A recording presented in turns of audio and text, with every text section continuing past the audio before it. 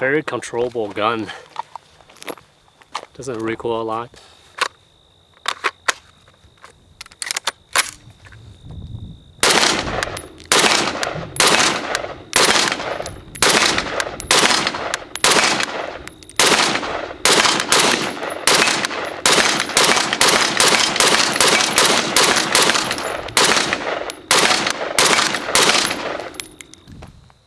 Alright guys, today we got something pretty special. This is my most favorite rifle I own, and this is a Steyr AUG A1 Preban. This is a AUG that I've always wanted since the beginning. Maybe when I was a little kid, I got my first airsoft. It was one of these Tokyo Marui A1. It was electric battery BB gun. I always liked the look of this. It was in a lot of films I like. Die Hard, for example. It was in video games, Counter-Strike 1.6 and Counter-Strike Source. A lot of video games and pop culture. It's an icon. It's got that very distinct look. It's hard to believe this is from the 70s. 77, STG 77 is the Austrian military designation. So I do have a lot to say about this, but I will try not to repeat what others probably already mentioned, and I will not go into the histories, the development that much.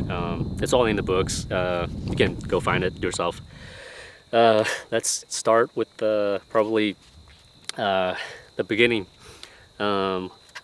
I think this is a really unique gun. One being the bullpup. Bullpup being of course, I think a lot of you guys already know, magazines at the rear, and you have a very balanced weapon, or I try not to say weapon, more of a rifle, because everything's at the back, and most of the barrels inside the chassis or the stock, inside the receiver. You have a very balanced rifle. You can shoot this one-handed, and this is a 20-inch model. This one in particular is a, I think you can see that. It's right here, 900, pretty early import, 900. I know people say 900 series. It's not really a series in my opinion, it's just a prefix, because series indicates kind of a change between each series. You wouldn't, there's a lot of these imported, well, quite a few, 6,500. It's the number I counted most repeated, and so each block, each prefix, it's 999. It goes up to from 001 to 999. So each block, serial number block, this one's early 900, indicates one. Let's just round it up to 1,000, and there should be around for the green stock version with the long barrel, there should be 5,000 of these, and a black stock with 16-inch barrel, it should be around 1,500 imported in the pre-ban configuration with flash hider. It doesn't come with the bayonet lug, but with all the QD military features, QD barrel, lever.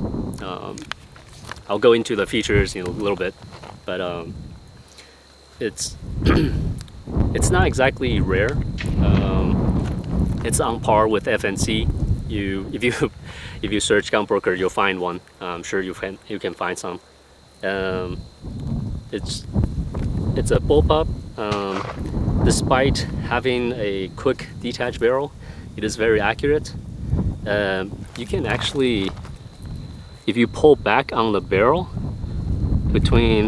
you'll notice from the receiver to the barrel, you can actually see it kind of move back and forth a little tiny bit. So there's some clearance needed, of course, being a QD barrel. But despite being a QD barrel, it's very accurate. It's one of my most accurate rifle, and I do appreciate an accurate rifle. Chrome lined cold hammer forged. Steyr is well known for that. This one is an early 900 early import with the tri 3-prong flash hider. This is the one I prefer. It's pretty cool looking. I wouldn't say this is after the 903 or 904 block prefix, they started to come out with a flash hider with a closed tine. So they no longer have this tri-prong, 3-prong design anymore after the 903 and 904. I think it's 904. And the design pretty much stayed as is, as you can see here, through the years. I think even today, in Austria they still do use this gun as is. No changes. If anything, that's just very minor stuff. Like the flash hider, as mentioned, they changed the geometry of the front grip very early on, when it was still AUG A0 before the A1. A1 is the export version. A1 is the military version. The only difference being very minor features added to the A1, but Steyr eventually added all the project names into just A1. That's another story. Where was I? From the front to the rear. So flash hider, I already talked about. The barrel is threaded, as you can probably tell on the outside here. I'm not sure about the thread pattern, but it's for bayonet lug, as you can see here. You just take out the flash hider, you thread on the flash hider off, thread on the bayonet lug, or you can mount accessories such as grenade launchers and whatnot onto the barrel itself. I've seen a picture of accessory you can put to the barrel, the rear of the barrel. It's a buttstock, so you can actually just install a grenade launcher on here on the barrel, and you have a grip. And in the rear of the barrel is the chamber area. You just put a buttstock on there, so you have pretty much a dedicated grenade launcher unit, which I thought it's pretty stupid looking, but I guess it works. It's pretty interesting. And so we have, like I said, AUG is known for the QD barrel. I don't think YouTube allows disassembly on camera, so I'll just kind of explain here. You pull back on, let's see here. You would pull back on the charging handle. I hope it doesn't violate any rules on YouTube. So you pull back on the charging handle, and that's the QD lever. You press it in, rotate the grip, press it in, rotate the grip. That's so. As you notice, that's canted, rotated, and then you just pulled it out. I'm not gonna do it on camera, but that's how you disassemble the barrel on the AUG. So the AUG locking design, it's maybe not a lot of people know this, but there's 2 pins. One pin on the spring-loaded part, as shown here. This one, it's actually spring-loaded. And of course, another one is being the charging handle. And you might be able to tell there is a pin here protruding from the charging handle. So that's one of the locking contact points to secure the barrel. So some of the guys I talked to, they were kind of afraid during shooting you would just push on this and the barrel come out. As you can see, I'm doing that right now. Push the button and I cannot rotate the grip to force the barrel to come out. It's being secured by the charging handle, so you do have to do both to make the barrel come out. So it's no problem. Why was it designed with a QD barrel? Many people forget this was designed to be universal, meaning it can be submachine gun, machine gun, and rifle. And of course, one of the major difference between those is the barrel. As seen here, in an assault rifle, you would have a 20-inch. In submachine gun, you would have, of course, a different caliber, 9mm conversion, and they usually come with a 16-inch barrel, or a carbine. It was 16-inch barrel, and in 5.56 as well. And of course, the LMG will have a 24-inch with bipod on the barrel, 24-inch barrel, and it's nice to have a QD barrel design when you have a machine gun. So that's why it's designed to be everything. So I wouldn't,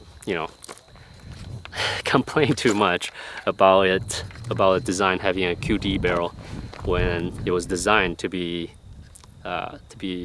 configurable to be a light machine gun. So that is that, and that is kind of main reason why I figured they would have just a vertical grip on the front. It's attached to the entire barrel assembly, so you would just swap it out pretty easy. You don't have to touch the metal parts.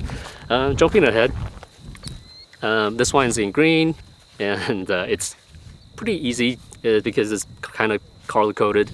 All the black parts, as you see here, it's metal, or the receiver and the scope assembly, it's aluminum. The barrel, of course, steel, gas block, and the barrel assembly is steel. This takedown pin, takedown cross lock block, it's aluminum. These color coded in black, not exactly designed to be so, but the black parts do get hot as you shoot it. The barrel's inside the receiver and inside the chassis. The green area you see here is polymer. You can touch as you shoot it. Charging handle is also polymer. You don't want to touch any of the black parts on the gun as you act on.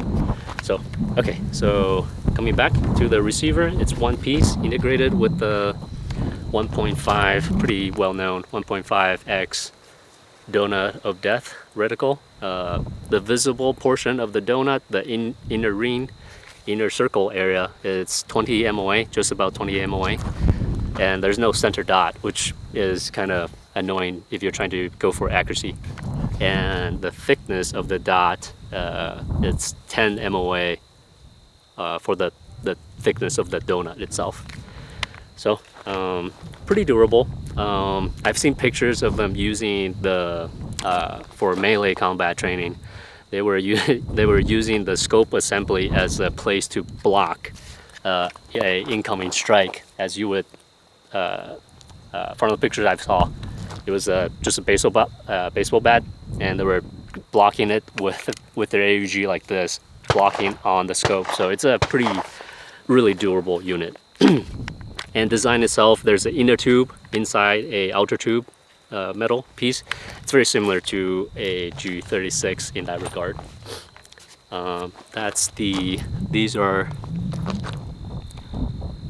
These are not your typical adjustment, I guess, design. You do need a special tool to twist this to change windage and elevation. So this is your windage, and the bottom part is your elevation. And this one is, there's a spring inside at a 45 degree.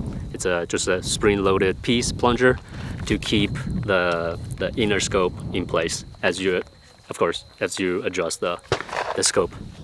There's a backup sight on the AUG A1. It's just a simple notch and front post here. It's non-adjustable.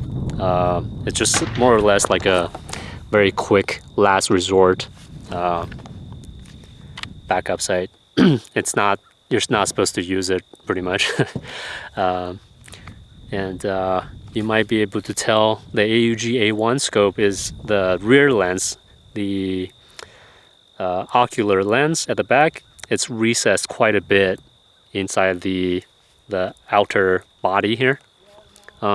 So that means you can easily clog this up with mud, and it is pretty difficult to clean it. You probably have to clean it with your pinky. So that, I think that's why they have a backup sight on there. And it is a little bit better on the front here. It's still recessed quite a ways, as you can see that. So I've actually owned, all right, I've owned more than a dozen, more than a dozen of these AUG A1s, and I've shot, I do shoot most of them, and most of these are fairly, I wouldn't say sighted in, but it's pretty close to point of aim, point of impact on the for the iron sight here.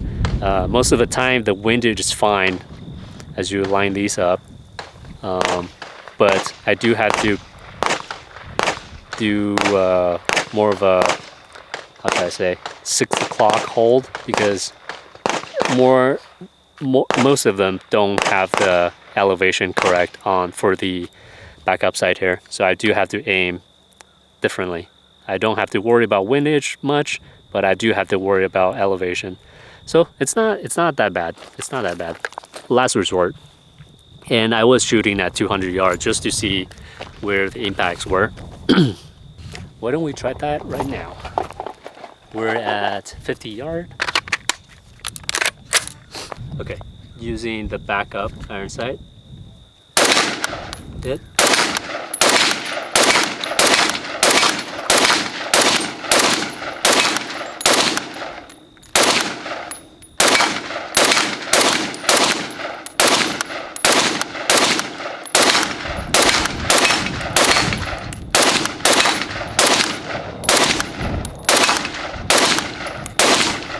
Okay, so you might be able to hear the impact. It's usable. Not accurate, but still at 50 yards. I rarely use this, but like I said, at 50 yards right now it's usable, and at 200 yards it's pretty usable. I'm shooting at the C zone steel plate there. It's kind of smaller side, on the small side, but at 200 I was shooting at torso, no problem. Torso size steel to target, no problem. No, it's quite usable. On the optic, want to mention, original design was by Kahles in Austria. It was not originally designed by Swarovski, but Swarovski did buy out Kahles, from what I understand, in 1975 or 76 or so. So that's why you'll hear a lot of people talk about these being the optic, the inner optic and the design of the reticle being designed by Swarovski, which, you know, if Kahles being owned by Swarovski, so I guess that kind of makes sense. Okay, this front position of the sling swivel, it's not at a very good spot. It always gets in the way of me charging the gun. To add on to what I mentioned earlier about the front swivel sling location, this is not ideal, as mentioned. It gets in the way with the charging handle if the sling is up front. This is why I have the sling located here. All the charging operation of the gun, and with the sling being rearward over here, it doesn't get in the way with me charging the gun. And this is pretty important for A1 because, as mentioned, it lacks the external bolt release. So after inserting the magazine, I do have to rack the action again to chamber the new round.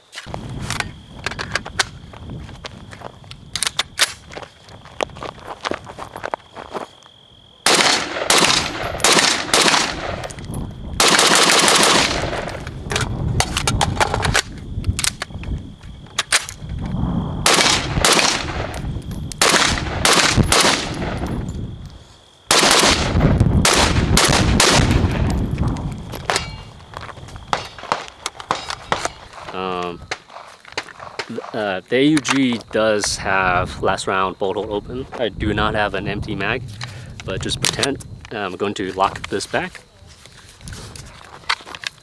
as so, just similar to HK. But I'm going to lock this back manually without mag. So this is non-reciprocating charging handle. During the operation of the gun, this piece, it's actually, there's a leaf spring on the handle itself, and it's secured to the front of the receiver. You might be able to hear.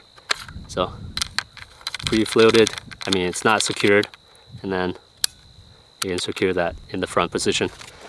Going back to the last round bolt hold open, it does have last round bolt hold open. Empty chamber, you might not be able to see that. But there's no bolt release on the A1. On the A2, it's still lacking this feature. On the A3, that's when they started to use the external bolt release and bolt hold open.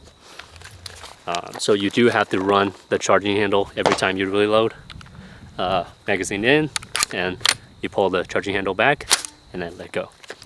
So it is a gripe I have, but you know, they're trying to keep everything simple. It's a very simple looking gun. There's not a lot of texture or anything really. You have very basic safety, cross bolt safety. Let's see here. So that, you see the white dot, it's currently it's on safe. And if you flip it, press it into the other side, there's a red on the other side, so that's fire. It's only 2 position. This is a semi-auto only gun, and I think quite a few people will not be super happy with that. I think it's fine, as it is. When you're ready to fire, you can put your finger on the receiver like this, and then you just swipe it down to disengage, to put the rifle on fire. So it's very intuitive. Just on the receiver, as you position your finger on the trigger, it just kind of very naturally disengages the safety. Very easy. And then of course on the other side, you just use your thumb to press in to put it on safe. The sun is in my eye. So very easy on the safety. On the safety, I want to mention real quick, it is true the factory safety on a lot of these the AUG rifles will be kind of sharp. It's very sharp from the factory, and of course you can buy aftermarket safety that will solve this issue. But for me, I like to keep things factory, and I don't see a point of spending so much money. I would rather spend the money on ammo, so typically I will just shave it off, shape the chamfer, the edges, with my crafting knife, X-Acto knife. It's pretty much a razor blade, or I've tried it with my Swiss Army knife. Same deal, pretty easy. The safety, the plastic, the material, it's very soft, so it is very easy to modify. So, oh, there it is. You can see that chamfer there. You can do it to both sides. It is sharp on both sides from factory. So, I don't think you need to spend the money, you know. If you want to, it's up to you, but no problem with my ghetto modification. All right, let's do.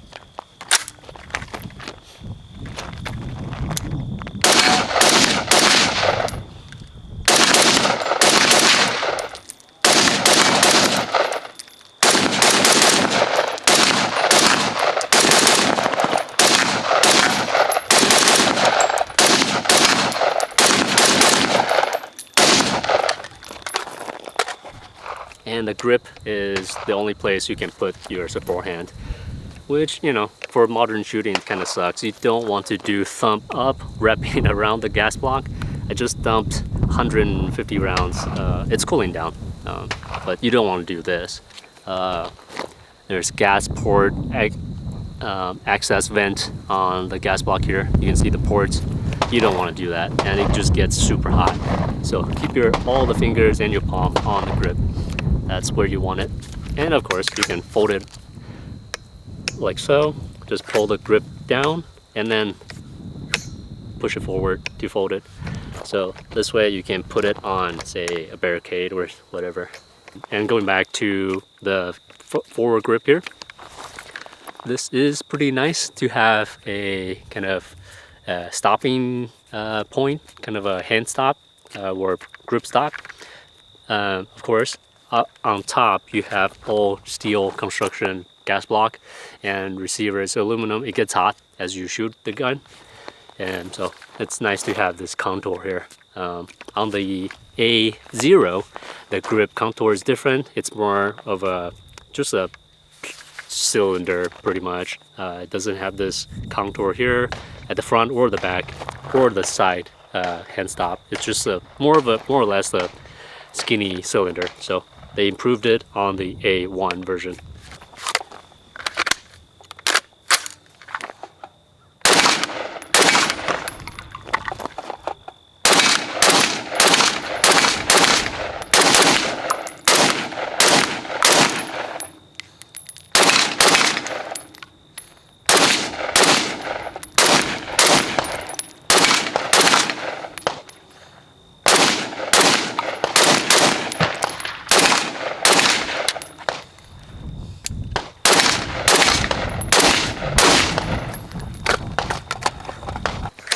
This is a non-free-floating design. The barrel is not free-floated, but it's connected at the rear and in a way connected at the front. So what's actually moving, it's not the entire 20-inch of the barrel moving, pivoting.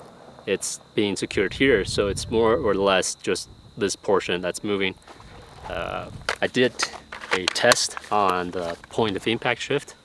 It's not that bad. So moving back, what else?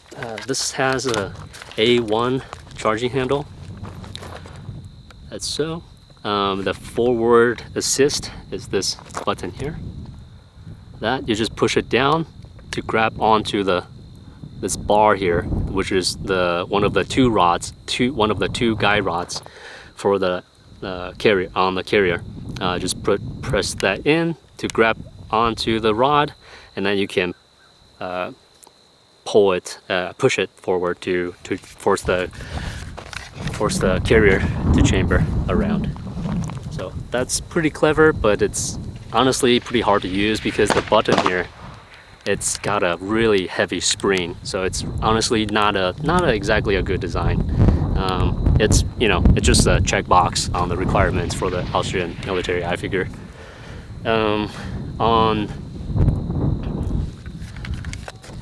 On the receiver here, you might see quite a bit of wear. This plastic piece, this charging handle, does ride on, it does sit on the receiver. So the more you use it, this finish will be worn out, will be gone pretty much. If you do care about that, there's no real solution to avoid that. It will happen. I kind of do want to mention this because I don't see too many people talk about it. All right, you see that gap there? There's a cut all the way through. So this is the charging handle. You can see all the way through. So on the A1, they actually have the underneath the bottom of the receiver for the charging handle is actually all the way through it. They have a cut for, I believe this is for sand and mud, so you can go through, down. Of course the charging handle track is exposed. The rod, it's on the carrier, it's all exposed, and I think on the A1 they figured it's best to have an opening or cut underneath the receiver so mud and grime, sand, whatever can fall through the receiver without blocking the charging handle track. And of course this does lighten the overall weight of the receiver and the overall weight of the rifle. So I figure it's pretty cool. Unfortunately, on the A2, they don't have this. Oh, trying to stay out of the frame here. Okay, back together. On the A2, they changed the charging handle to a A2 pattern. They started using that since the A2. They use it on A3 and A3M1. But A3M2, they started going back to this. There is a problem with this type of design. This is, as you can probably tell, this pokes out, and if you drop this on concrete, this will very likely break off. And it's actually designed to break off before you damage the receiver, which I guess it's pretty good. This is a plastic outer piece. There is a steel piece that's, well, it still sticks out. Even if this breaks off, you can still use the charging handle. On the A2, they swapped it to another design that actually pivots. On the A2 design, the charging handle has two pivot points. So imagine the charging handle right here. It's my finger. On the A1, it only pivots on the main track here. So magazine out. So you can probably imagine it rotates as so, like that. Only one pivot point, one axis of rotation. On the A2, it's actually the same one, and they introduced a second one, which is the forward assist.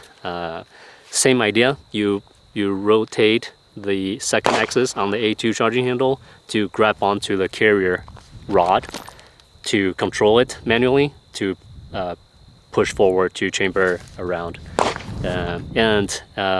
In the A2 design, because it has a second axis of rotation, this, as you push on it, it will fold inward. So there's no, you cannot break it pretty much. You cannot break the charging handle as you drop the gun. So, all right, that's enough with that.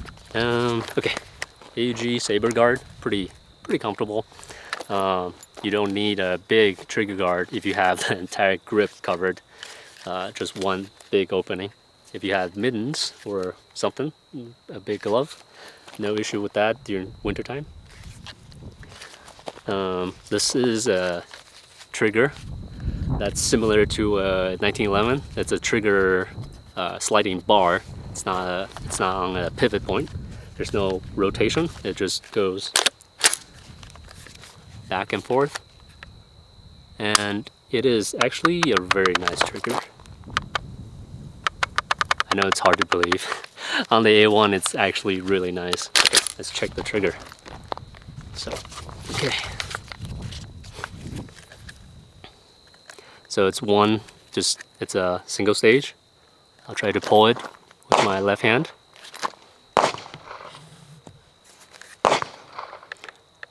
There is side-to-side movement on the trigger bar.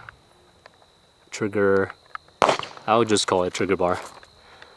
But I'll keep applying pressure, force, rearward force, and it just breaks. There's no creep. And let me hold this back. Really positive return, almost a little bit too strong. So again, applying force. There's side-to-side movement, but there's no creep really. Apply pressure, it just breaks. Super clean. Return again.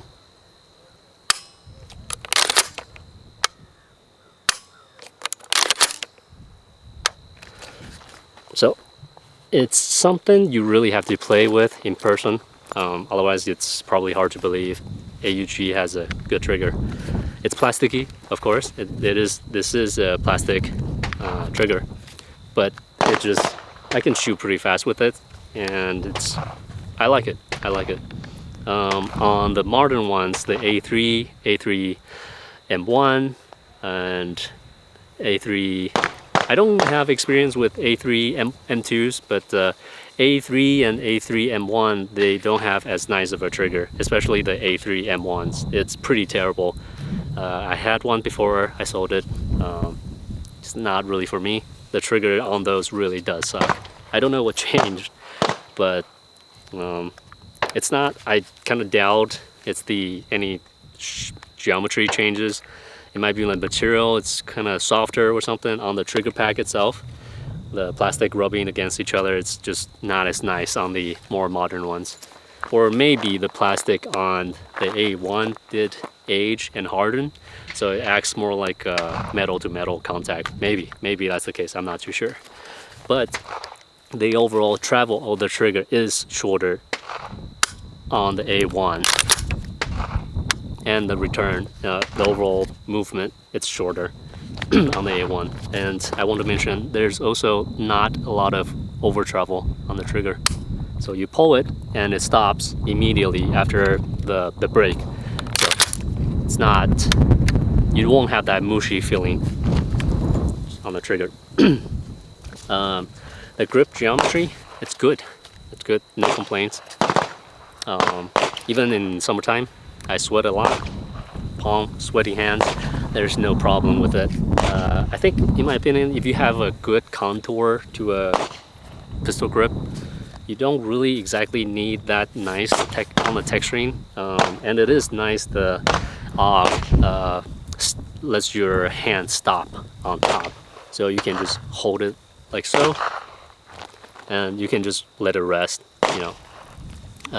On designs like the AR, the trigger, it's actually lower than the rear portion of the grip. So if you let it go, the entire gun will drop. I think it's something you can compare pictures of this. Compare this line, just kind of continues through, lets your hand rest on it. You can just prop the gun like so without gripping it. On the AR, since this rear portion is higher, as you let it go, the entire gun tips. Or yeah. So that is that. And going back to the trigger area, you can probably tell I really like this gun. I just want to keep talking and talking. But on the Tavor, with the similar design with the Sabre guard, Tavor SAR, this area is actually exposed because it has a pivot trigger, a very typical AR-like trigger. And when I first got it, I was having trouble with gripping the gun because you can actually grip on behind the trigger on the Tavor SAR because there's nothing stopping you from doing that. It's not a standard trigger guard where your other fingers will be stopped by the trigger guard. It's a Sabre guard like the AUG, so you can actually grab behind the pivoting trigger, which I thought was pretty annoying. So they really thought of everything. You can see a shelf here for your fingers to stop on, and even if you go over this point on the trigger, there's no point, there's no problem, because this is just a sliding bar.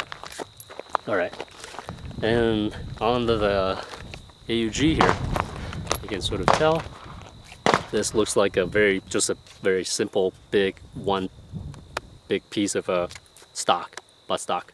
I find it very comfortable. Notice there's a place for your hand to grab onto when you're doing maybe machine gun configuration. You can hook around this portion here. It's very comfortable, and you can actually do it on rifles. Place it in your shoulder, wrap around the Sabre guard, and then grab this portion here, and then you can sit down or prop yourself on some object, and you can just do this, resting on it. It's very comfortable. It's a very stable position during sitting position or whatnot. I'm standing right now, so I can't really do it.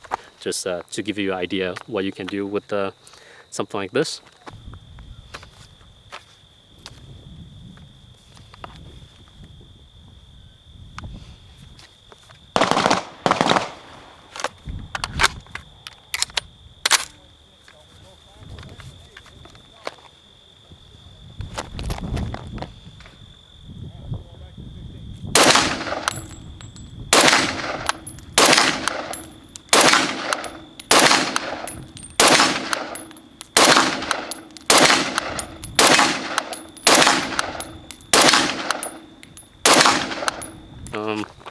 You can swap ejection for right hand and left hand. I mean, for military versions, they actually, most of the stocks I've seen, they only make just for right-handers. So this piece, this cover, that actually does not exist. It's just a flat surface here. This is the takedown bar here. Notice there's a circle shape embossing here, the texture. That's to tell you to press in from this side. And the other side has no, it's just serration. So if you know, you know. This is to protect, I put Velcro on most of my AUGs because I do try to protect the stock, the condition of the gun, if I can. Because the ejection actually hits the stock here pretty hard and it'll slowly chew away your stock. I don't want that. Mag release button here. It's a straight in design on the mag, and that's the release. You do have to practice with it, I guess. It's not as intuitive as like a AK paddle where you can just push forward and then it'll drop. You do have to push in and up on it and then pull the magazine out. It's slower, but it's not terrible. All right, going back on the stock here, we talked about the magazine release. In the for the contour, you can see it's more of a kind of a teardrop shape, upside down. It tapers down here. It's very comfortable. As you would shoulder your gun, especially for modern shooting style, you typically don't want to chicken wing your arm here.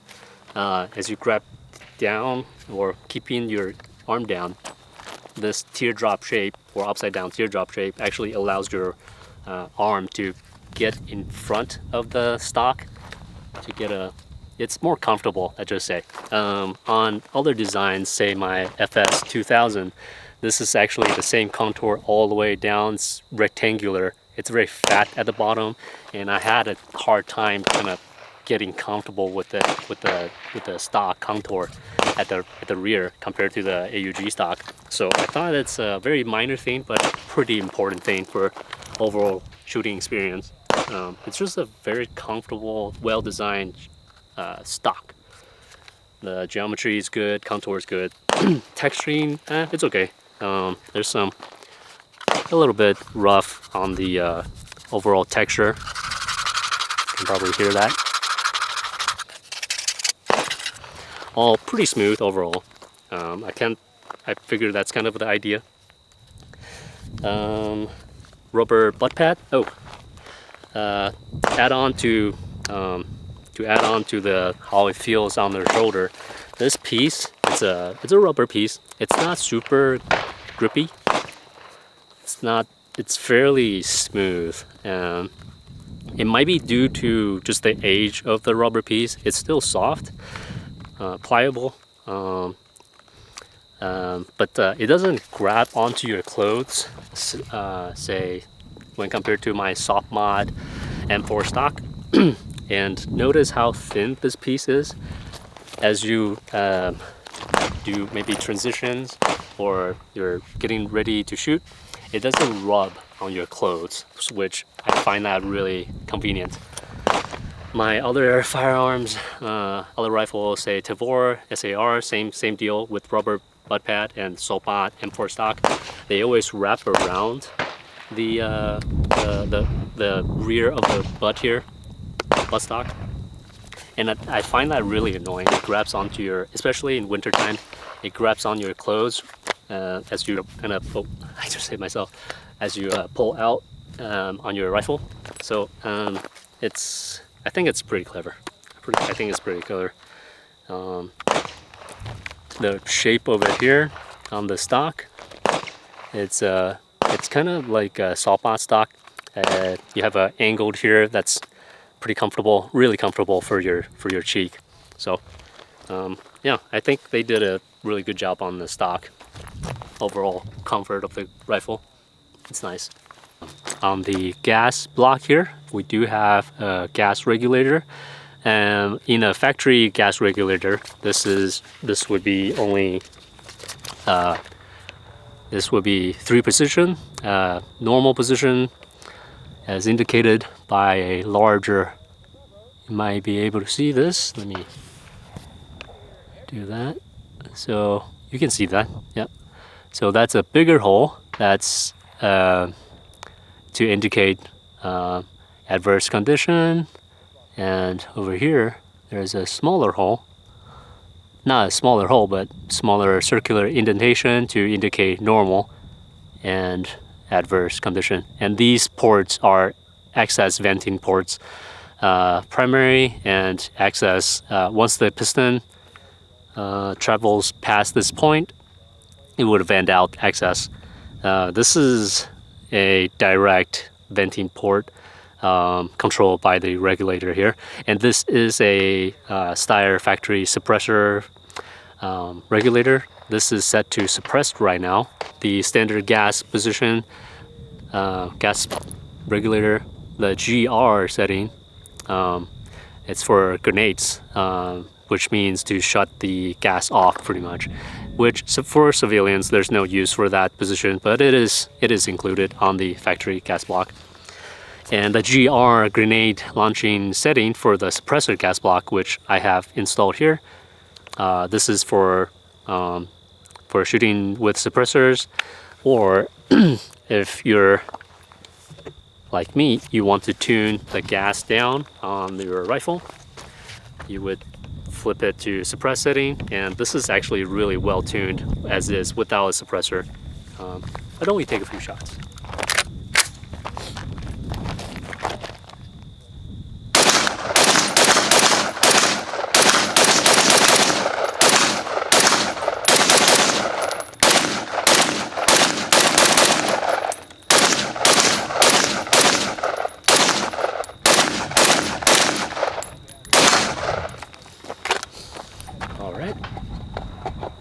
You might be able to tell the ejection goes towards more, I would say 4 to 5 o'clock position. Very well tuned with the suppressor gas block, suppressor gas plug or regulator set to suppress setting without any suppressor on there. For 20-inch gun on normal setting, this is ejecting towards 2 o'clock. It's way overgassed.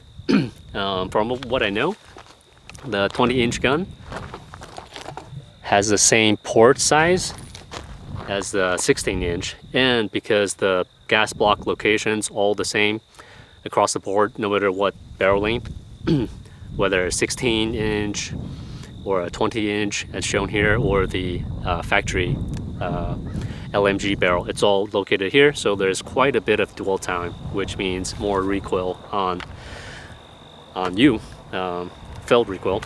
So it is nice to tune it down. And KNS Precision in Texas, they do have a regulator. It's like a I think a 36 position regulator. I do have one. I might do a review on it. I might not. It's on my LMG barrel. I don't see a need on this particular setup with a 20-inch because it's so well tuned already with the Steyr factory suppressor plug on suppress setting. So